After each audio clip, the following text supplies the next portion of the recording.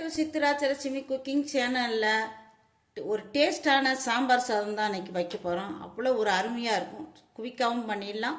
அதுக்கு தேவையான பொருளை பார்த்துடலாம். ஒரு டம்ளரு சாப்பாட்டு அரிசி எடுத்திருக்கேன். அதே டம்ளரில் அரை டம்ளரு துவரம்பருப்பு எடுத்திருக்கேன். இப்போ சாம்பார் சாதம் எப்படி செய்கிறதுன்னு பார்த்துலாம். சிம்பிளாகவும் டேஸ்ட்டாகவும் இருக்கும். குயிக்காக பண்ணிடலாம். வாங்க வீடியோக்குள்ளே போய் பார்த்துருவோம். ஒரு டம்ளரு சாப்பாட்டு அரிசி, அரை டம்ளரு துவரம்பருப்பையும் சேர்த்து விட்டு ஒரு 3 தடவை நல்லா கழுவி எடுத்துகிட்டு வந்துடலாம்.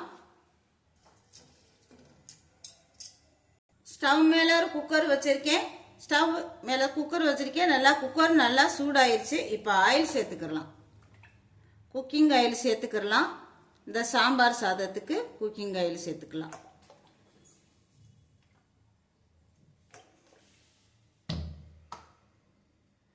ஆயில் சூடாகட்டும். ஆயில் நல்லா சூடாயிருச்சு. இப்போ 10 சின்ன வெங்காயம், 2 பச்சை மிளகாயும் கீரி சேர்த்துருக்கேன். இது கூட சேர்த்து நல்லா வதக்கிடலாம். எங்கேயாவது வெளியில் அவசரமாக போகிற வேலையாக இருந்தால் நம்ம உடனடியாக சாம்பார் சாதம் செய்யக்கூடிய இந்த சீக்கிரமாக பண்ணிடலாம். உடனடியாக செஞ்சிடலாம். சாம்பார் சாதம் அவ்வளோ அருமையாக இருக்கும். பிடிக்கவும் பண்ணிடலாம். இந்த சின்ன வெங்காயம் நல்லா வதங்கணும்.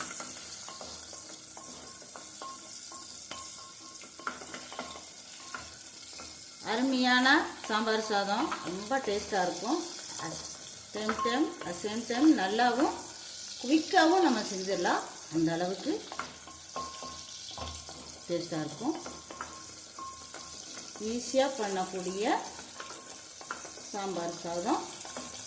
இப்போ வெங்காயம் நல்லா வதங்கி வந்துருச்சு.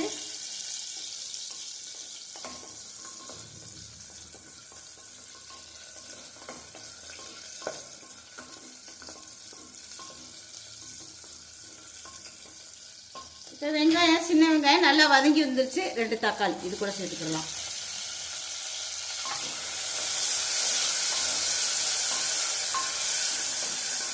தக்காளி எண்ணெயிலே நல்லா வதங்கணும். இப்போ இது கூட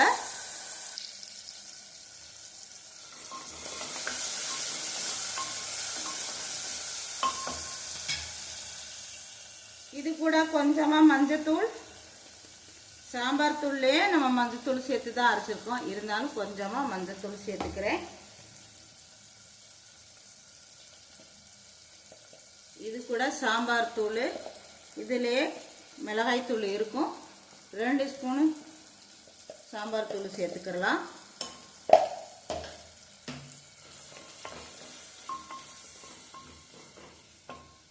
இப்போ இது கூட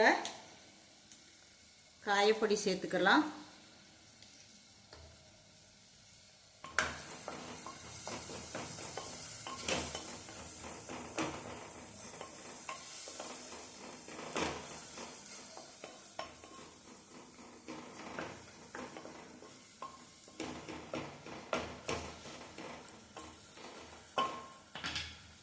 இப்போ இது கூட கரைச்சி வச்ச புளி தண்ணியும் சேர்த்துக்கலாம்.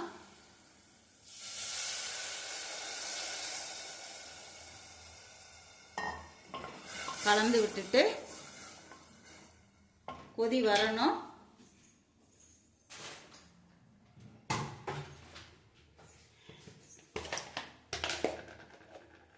இது கூட உப்புத்தூள், தேவையான அளவு உப்புத்தூள். கொதி வந்ததுக்கப்புறம் அரிசியும் பருப்பையும் கழுவி வச்சதையும் சேர்த்துக்கலாம். கொதி வரட்டும். புளி தண்ணி நல்லா கொதிச்சிருச்சு. இப்போ அரிசி சேர்த்துக்கலாம்.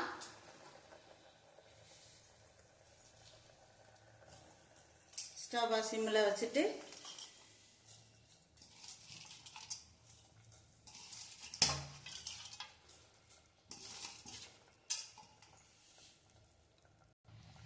கலந்து விட்டுட்டு ஒரு சிம்பிளான சாம்பார் சாதம், அதே சமயத்தில் சேம் டைம் செம்ம பக்கா டேஸ்டில் இருக்கும்.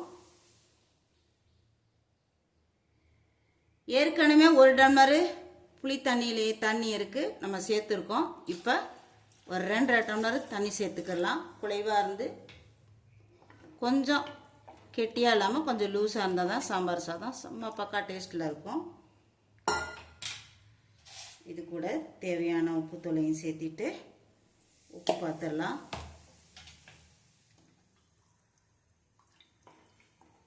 கலந்து விட்டுட்டு உப்பு காரம் பார்த்துடலாம்.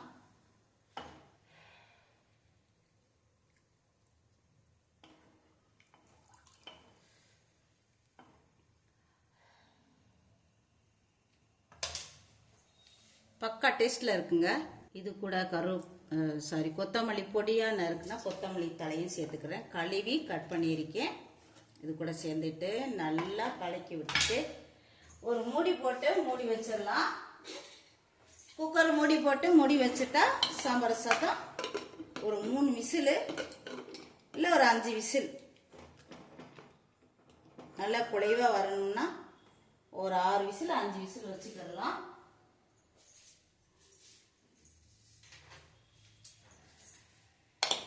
வெயிட் பண்ணி பார்ப்போம். மூடி ஓப்பன் பண்ணியாச்சு. அரிசியும் பருப்பும் நல்லா குழைவா வந்துருச்சு. இப்போ இந்த கரண்டியால் மசிச்சுக்கலாம்.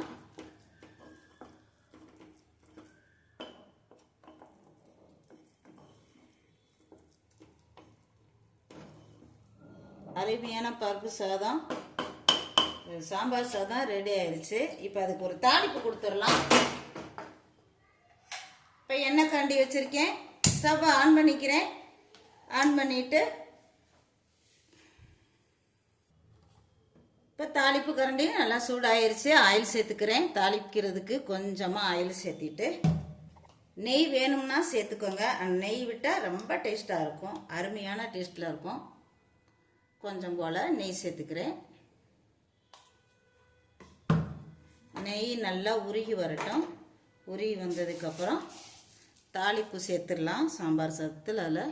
அதுக்கு கடுகு, இது கூட கொஞ்சமாக சீரகம், கொஞ்சம் போல் சீரகம், இது கூட காஞ்ச மிளகா, கழுவி வச்ச கருவேப்பிலை இலை எல்லாம் சேர்த்துக்கிடலாம். சேர்த்துட்டு தாளிச்சு விட்டு இது கூட ஊற்றிடலாம். ஈரம் இருக்குது. அதையும் என்ன பண்ணணும், அவ்வளோதான். கலந்து விட்டுட்டு சுவையான சாம்பார் சாதம் ரெடி ஆயிடுச்சுங்க. இப்போ ஸ்டவ் ஆஃப் பண்ணிக்கிறேன். கெட்டியாக இல்லாமல் இந்த மாதிரி லூஸாக இருக்குது பாருங்கள். சுவையான சாம்பார் சாதம் ரெடி ஆயிடுச்சு. அருமையான டேஸ்ட்டில் சாம்பார் சாதம் ரெடி ஆயிடுச்சுங்க. இந்த சித்துராஜலட்சுமிக்கு subscribe, support, like, share, comments please. நான் கடந்து வந்த பாதை ப்ளீஸ் சப்போர்ட் சித்துராஜலட்சுமிக்கு.